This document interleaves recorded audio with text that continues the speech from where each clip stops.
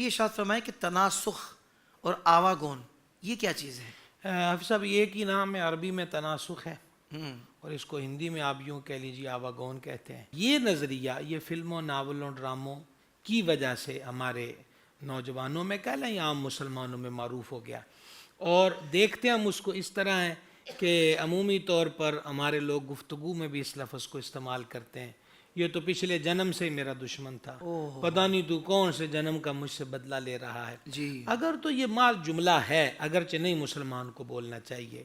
آواگون کا مطلب یہ ہے کہ بندہ ہندوؤں کا عقیدہ ہے کہ بندہ 7 مرتبہ پیدا ہوتا ہے، 7 جنم لیتا ہے، ٹھیک ہے۔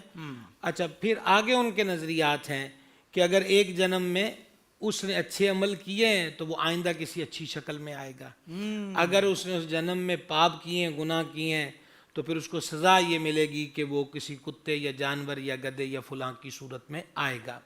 تیسری چیز یہ ہے کہ ان کے پنڈت بھی اس چیز کو بڑھاوا دیتے ہیں کہ جب وہ اس سڑے ہوئے کی ہڈیوں وغیرہ کو گنگا میں ڈالنے کے لیے جاتے ہیں تو پنڈت پوچھتے ہیں کہ بھائی صاحب اتنے پیسے لگیں گے تو بتاؤ کتنا خرچہ کرو گے، ہم کون سی پڑھائی کریں کہ اس کا اگلا جنم وہ ہو۔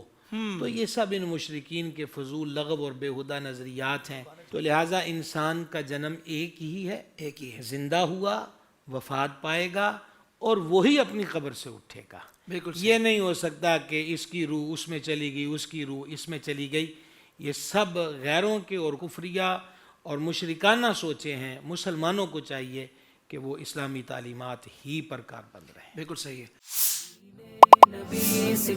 زندگی کے تمام شعبوں میں دینی رہنمائی حاصل کرنے اور آخرت کو بہتر کرنے کے لیے ہمارے YouTube channel Islamic digital studio کو سبسکرائب کر لیں اور بیل آئیکن بھی پریس کر لیں۔ قرآن سے بھی ملاتا ہے ہمارا